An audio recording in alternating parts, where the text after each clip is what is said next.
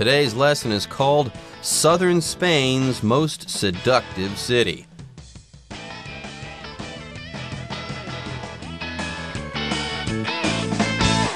Hello, everyone. My name is Jeff. And I am Roger. Today we're traveling as we're getting closer and closer to Christmas, and Chinese New Year is just around the corner. So, hey, maybe we're going to give you some suggestions on where to travel during your winter break. Maybe you might consider going to southern Spain. It might be warm there, who knows? And especially, we think it'd be great for you to travel to the city of Seville. There you go, Seville. Apparently, Seville is southern Spain's most seductive city. So if you go there, be careful. You might just fall in love with that city. Yeah, that's what it means here, to be seductive. If something is seductive, it's tempting, okay? It is attractive. You want that thing, okay? Now, here's a thing. Usually when you're talking about something being seductive, though, yes, you kind of want to fall in love with that thing. And yes, apparently Seville is just this great a place. It is a seductive city. In fact, it's the most seductive city in southern Spain. How about that? All right, everyone, with that, it is time for us to take a short break. But when we come back, we'll get started on our lesson on Seville. Southern Spain's most seductive city. With its colorful past, both as the capital of Muslim-occupied Spain and later as a wealthy Christian metropolis, Seville is one of southern Spain's most enchanting destinations. Visitors are certain to be charmed by the city's narrow alleys, which reveal centuries-old history at almost every turn, exciting food and drink culture, and passionately practiced folk traditions.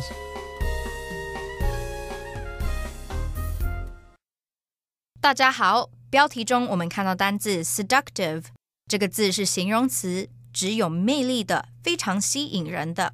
例如 The chance to be on a TV show can be very seductive to many would-be entertainers. 上电视的机会对许多想成为艺人的人而言是非常吸引人的。另外，这个字除了上面的意思，也可以指诱人的、诱惑的。举例来说 Jennifer wore a seductive red evening dress to the party last night. Jennifer 昨晚穿了一件性感的红色晚礼服去参加派对。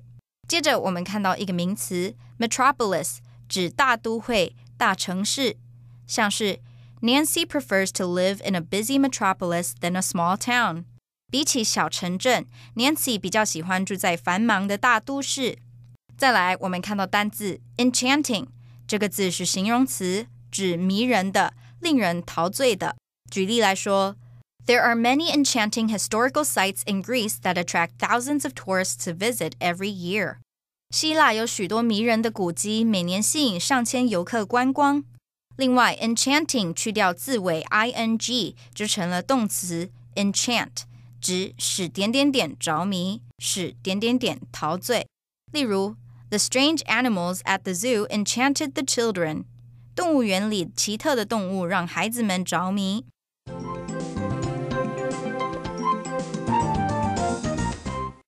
Okay, so we're going to Spain in today's program, and we're not going to go to Madrid. I've heard some dreadful things about Madrid.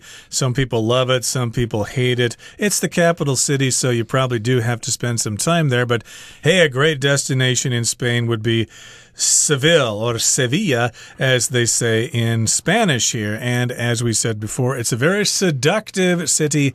It will attract you, and you won't want to leave. Now, here in the first paragraph, it says, with its colorful past, both as the capital of Muslim-occupied Spain and later as a wealthy Christian metropolis, Seville is one of southern Spain's most enchanting destinations. That's quite an introductory sentence there, but we're saying, first of all, that Seville has a colorful past. It has a deep and rich history, and it was once the capital of Muslim-occupied Spain, and it later became a very rich, wealthy, big city, a Christian metropolis. So let's deal with some of this vocabulary first here. Occupied, that's from the word occupy. That usually means a foreign power has come into your country, and they just stay there. I believe Japan was occupied by the United States following World War II, and the Moors came up from Africa there and occupied Spain at a certain point in its history. Now Seville, again, it's a great enchanting destination. That's similar in meaning to seductive. Enchanting just means you stop and look at it as if you were looking at a big castle and you go, oh, wow, that is so cool. I feel like I'm living 500 years ago. How magical. What an enchanting destination. Anyways, the next sentence says, visitors are certain to be charmed by the city's narrow alleys, which reveal centuries-old history at almost every turn, exciting food and drink culture, and passionately practiced folk traditions. So there you go. We had the word enchanting, and now we also have the word charmed. Let's say you are enchanted. Chances are you are also charmed. There you go. So there is a ton to be had there in Seville. You've got these narrow alleys. Now, narrow alleys, that's not a big deal, right? We've got narrow alleys here in Taiwan. Well, in Seville, apparently, these narrow alleys, you can find them at almost every turn there in Seville. Indeed, and they're narrow. That means cars can't go in there, so it's great. You can walk around and not worry about getting hit by a car or something like that. So yes, every time you turn the corner, you're going to see something great, centuries-old history. And of course, there'll be little restaurants there, so you can experience the food and drink culture, which is very exciting. Have some sangria or something, or jerez, while you're there. And also, you can see some passionately practiced folk traditions. Okay, you've got folk traditions, of course, in any country. Maybe their music or dance or art or something. These are all folk traditions, but these are passionately practiced. People who live in Seville love these things. They're not just doing it for tourists. They love these things. They're part of their everyday life, and they love them so much that they have long siestas in the afternoon just to rest up for those folk traditions that they practice at night. Yes, passionately, it's the adverb, with passion, with great interest, with great enthusiasm. You could say Beethoven was known to play the piano passionately. Yeah, that guy used to really play the piano with a whole lot of passion and verve and life. Anyways, folks, with that, it's time for us to take a short break, but don't go away. We'll be back after this. Many of Seville's wonders are conveniently located in the city's ancient center. Lording over the medieval streets and busy squares is the Grand Seville Cathedral, completed in the early 16th century. The cathedral's bell tower, known as the Giralda, consists of an earlier Islamic section topped by a newer Christian section, perfectly representing the city's integration of its two distinct historical cultures.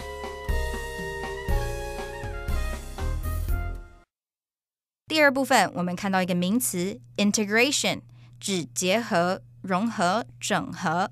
例如 Our goal is to see the integration of immigrants in the local community. 我们的目标是看到移民们融入当地社区。另外，补充这个字的动词 integrate， I-N-T-E-G-R-A-T-E， integrate 指合并、融入，像是 The film integrates elements of comedy and science fiction. 这部电影融入喜剧片和科幻片的元素。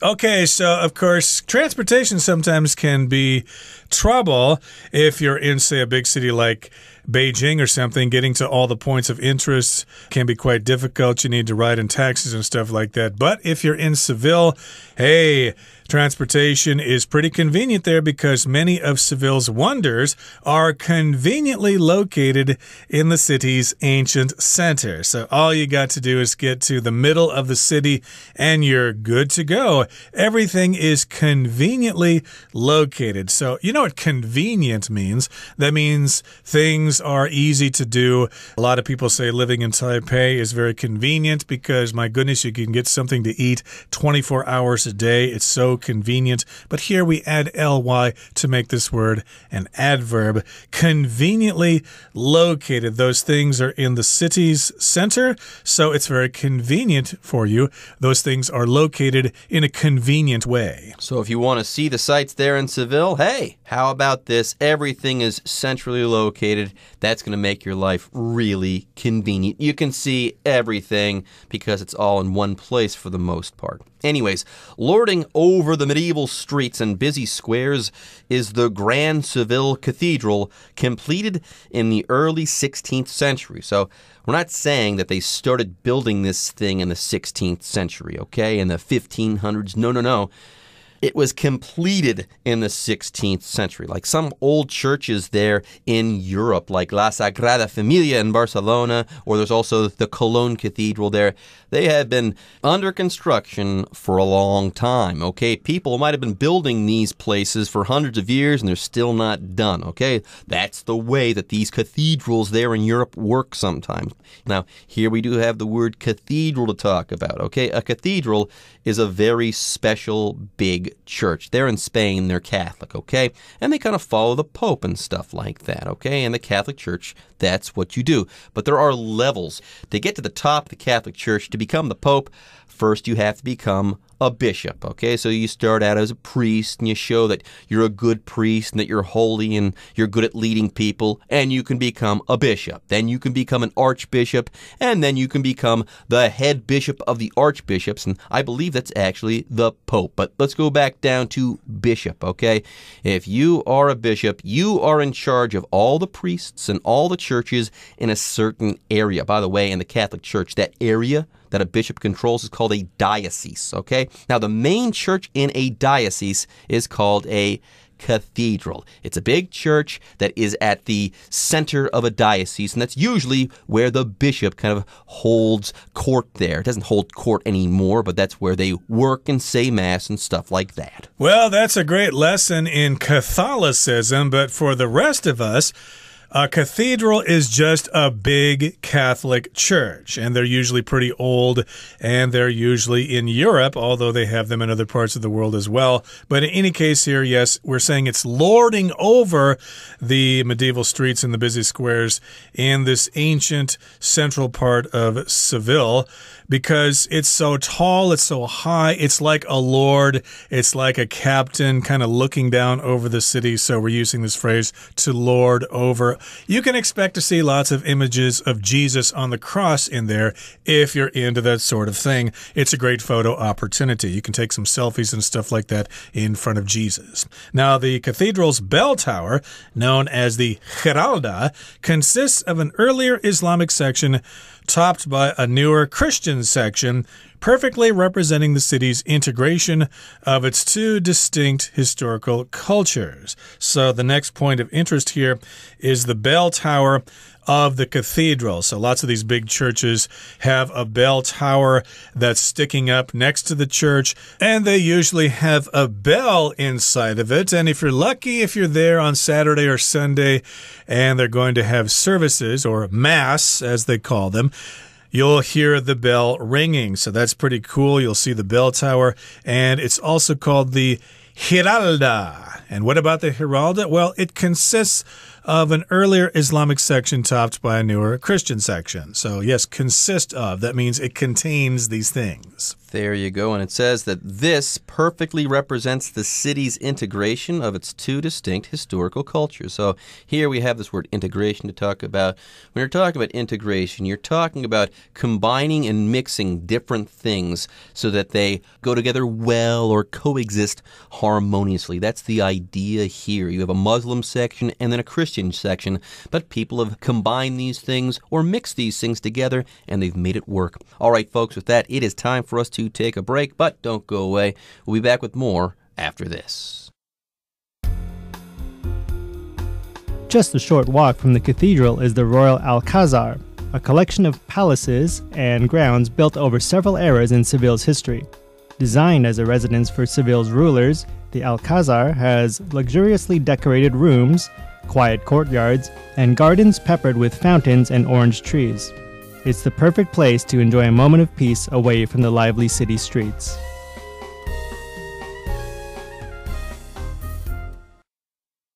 第三部分，我们看到一个单字 residence， 这个字是名词，意思是住所、宅地、居住地。举例来说 ，Andy's residence in the city is close to the main train station. Andy 在城市里的住处靠近火车站。另外补充一个相关名词 resident R-E-S-I-D-E-N-T resident 指住户、居住者、居民。例如 The city's residents have requested that the government fix the bumpy roads. 市民要求政府修复不平的道路。最后我们看到片语 pepper something with something. 此片语常用被动语态，比 peppered with something 表示使点点点充满、布满点点点。像是 The reporters at the press conference peppered the actor with questions. 记者会上的记者接连问那个演员许多问题。再举一个例子 This author's writing is peppered with many foreign words that he learned during his travels. 那位作者的作品充满了他在旅游时所学到的外文。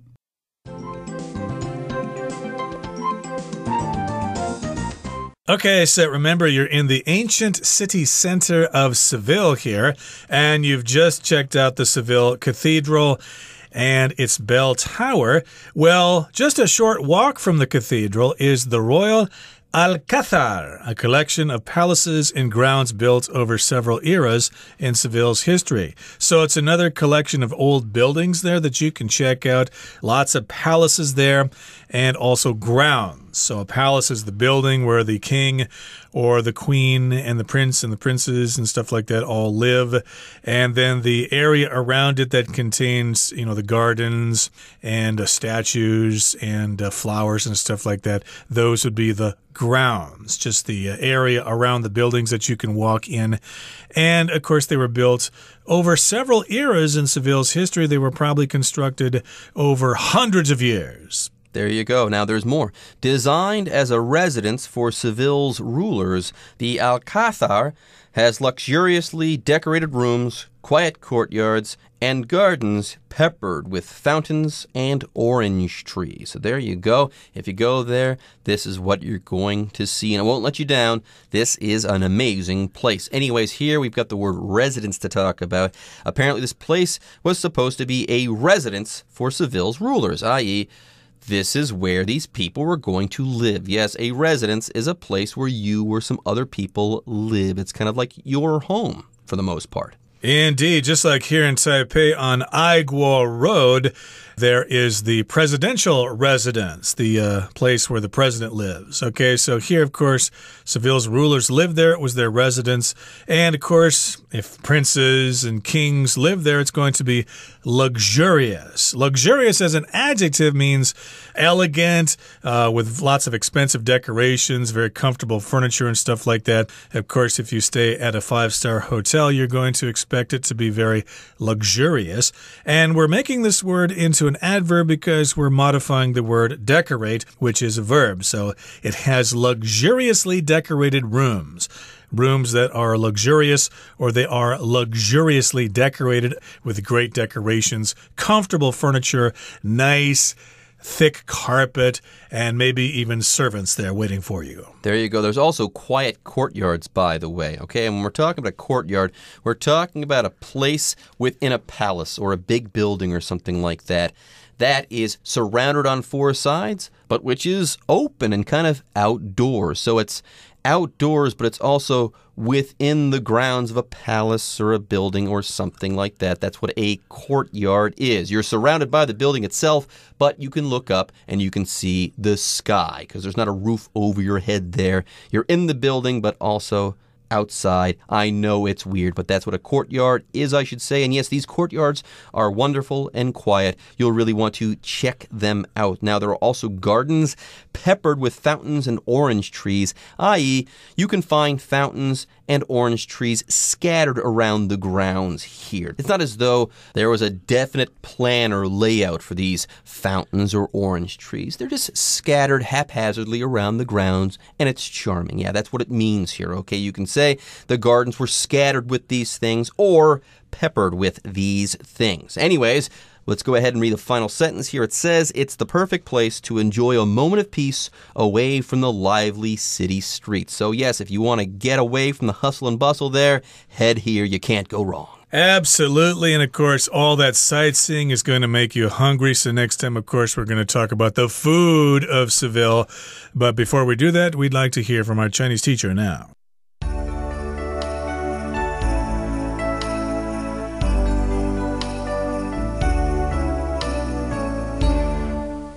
各位同学大家好，我是 Hanny。 我们来看今天的文法重点。课文第二部分介绍了塞维利亚主教座堂。他说 The cathedral's bell tower, known as the Giralda, consists of an earlier Islamic section topped by a newer Christian section, perfectly representing the city's integration of its two distinct historical cultures. 好，这个句子看起来蛮复杂的，我们来看它的结构哦。好，一开始的 The cathedral's bell tower, 教堂的钟楼，它是当主词用，然后后面的 known as the Giralda, 它是由 which is known as the Giralda 简化而来，那这是一个关系子句，用来补充说明教堂的钟楼被称为 Giralda。 好，那这部分我们既然是补充说明，我们就先把它遮住不看了，那句子就会变成 The cathedral's bell tower consists of an earlier Islamic section topped by a newer Christian section. 教堂的钟楼顶端是由早期的伊斯兰教区和后来新加盖的基督教区组成。然后呢，接着他又接了分词构句 perfectly representing the city's integration of its two distinct historical cultures, 来说明教堂钟楼完美呈现出这个城市融合了两种截然不同的历史文化。这边呢，它是为了避免重复相同的主词，采用分词构句。它原本可以写作 And the cathedral's bell tower perfectly represents blah blah blah， 那它是把连接词 and 还有相同的主词 the cathedral's bell tower 省略掉，然后把动词 represents 改成分词 representing， 就会形成分词构句 perfectly representing blah blah blah。 好，另外帮同学们补充 consist of 的用法。 consist of 表示由什么组成构成，那它的用法是整体加上 consist of再加部分。那要特别注意 consist of 它不能用被动语态表示哦。举例来说 The band consists of a singer, a drummer, and 2 guitarists. 那个乐团是由一位主唱、一位鼓手和2位吉他手组成的。好，那顺便补充其他表达组成构成的用法，像 make up以及 compose 都可以用来表达由什么组成构成。好，如果我们要用以整体来当主词，那它的句型会是整体加上 be made up of 或者是 be composed of 再加部分。例如 The team is made up of 15 people， 那个队伍是由15个人组成的。好，如果我们要用部分来当主词，那它的句型会是部分加上 make up 或是加上 compose 再加整体。例如 Experts from different fields compose the team， 来自不同领域的专家组成了这支团队。好，那还有一个动词叫 comprise， C-O-M-P-R-I-S-E， 这个字也可以表达包括组成，那它的用法是整体加上 comprise 或是加上 be comprised of再加部分，很特别吧？好，然后你也可以用部分加上 comprise 加上整体。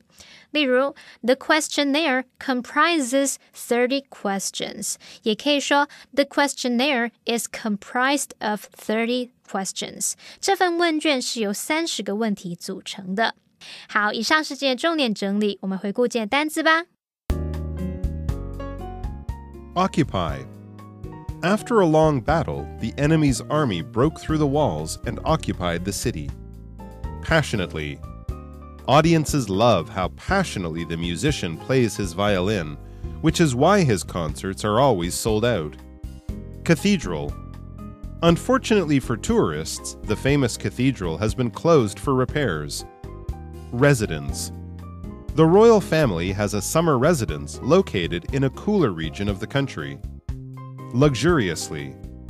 During their honeymoon, Matt and Wendy stayed in a luxuriously furnished room at a 5-star hotel. Courtyard. One of the castle's courtyards features an impressive rose garden.